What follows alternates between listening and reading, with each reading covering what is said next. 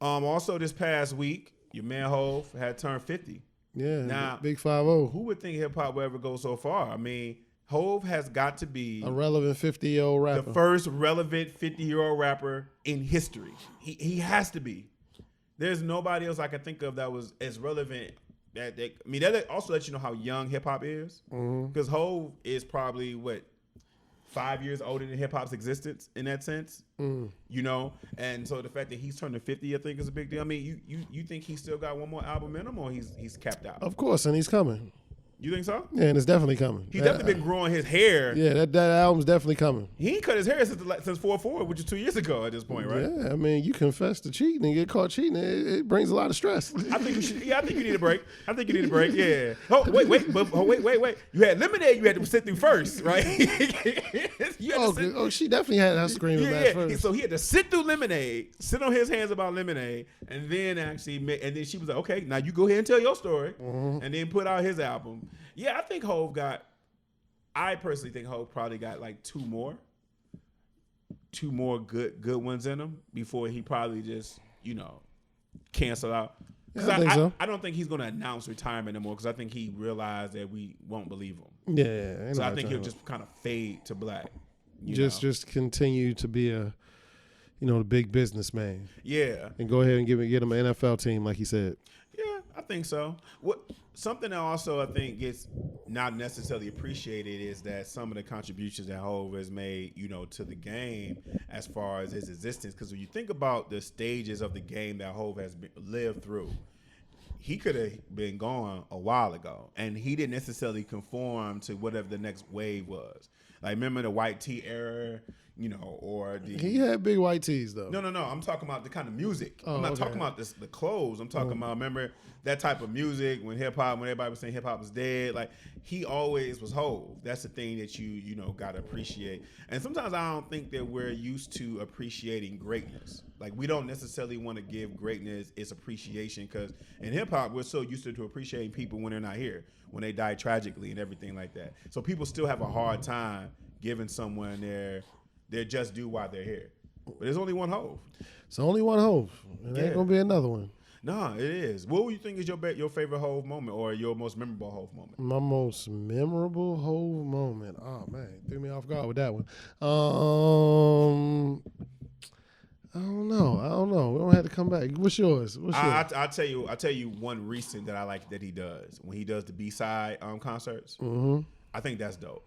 You know what I mean? I think him taking it back to songs that maybe the mainstream still don't know and reintroducing people that know him now to those songs that we love, like when he does, the Reasonable Doubt songs, or when he does the songs that necessarily wasn't on the radio, that's a moment for me. But classic Hov for me is always going to be Blueprint. Okay. But memorable moment, I'll say this, and this has nothing to do with music, was when the riots went on in Baltimore and they arrested everybody. Okay. Him and Beyonce paid everybody's bail that got arrested during the riots in Baltimore. That's real. Every last person that got arrested during the riots, they bailed all of them out. You knew some of the people? Absolutely. Okay. Absolutely. I knew a couple people. And how was it told to them, like, Beyonce and Jay just paid y'all get out? Like, how did they know, when they were set free? Your bail's has been set. I'm saying how they know it came from J and B is all I was asking. That's all. Oh, I don't know exactly how they found out. I mean, I think they just was told. It's a known fact because it's on your papers. Oh, no. I just meant like at that time, like did they know it or did they find out later on like everybody? That's all I was asking. They probably found out when they was getting out. Okay. That is a classic moment. It came from the Carter Foundation. Mm-hmm. And it's so crazy because a lot of times, and I don't understand why, but they still get criticized for what they don't do for the community, and they still do a lot of things that are under the radar, and people don't necessarily give them their props for that too. Mm-hmm. Yeah.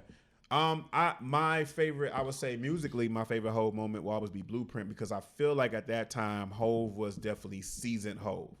You know what I mean? Like Jay was seasoned Jay, and I never forget the feeling we felt when we sat in the car. My boy had just bought the Blueprint from somebody off the street. We came out the club. Somebody was like, "Yo, I got that new Jay." My boy bought it. We sat in the car.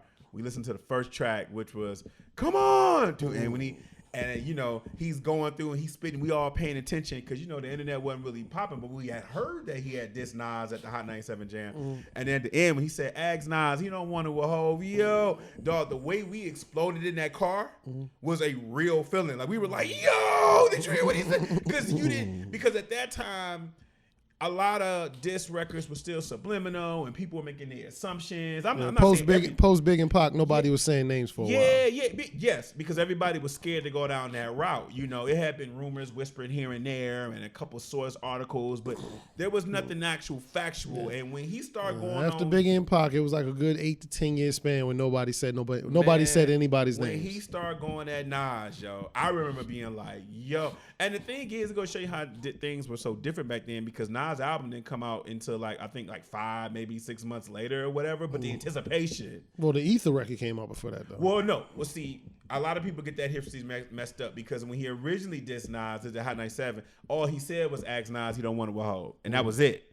And then Hov had dropped. Then Nas had dropped Stillmatic, which is a little freestyle, whatever. And Blueprint, the verse of Nas, was actually responding to that. And like you said, Ether had came out, and when Ether came out, we were all like, "Oh my God," you know. And he did pump life back into Nas a little bit more. You know what I mean? Nobody really wants to admit, but he did kind of pump Nas. But that's my favorite classic mode because I just thought Blueprint was so, you know, it was such a well polished album and definitely a classic. You know, a lot of times the artist has maybe one classic under their belt, and the rest of them are just good albums. But that was just a classic album. And nobody was messing with him at that time.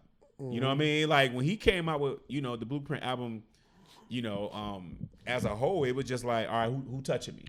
You know what I'm saying? Like nobody was messing with him at that point. You know, when he was on the cover smoking that cigar, I think that signature says a lot. So yeah, shout out to him on that. And definitely the moves that he made, you know, after that. You know, like you said, I mean, even to what he's done recently, but like you said, we all know that. Yeah, the Rock Nation, the sports, the agency, the everything. It's the record label, the management company is.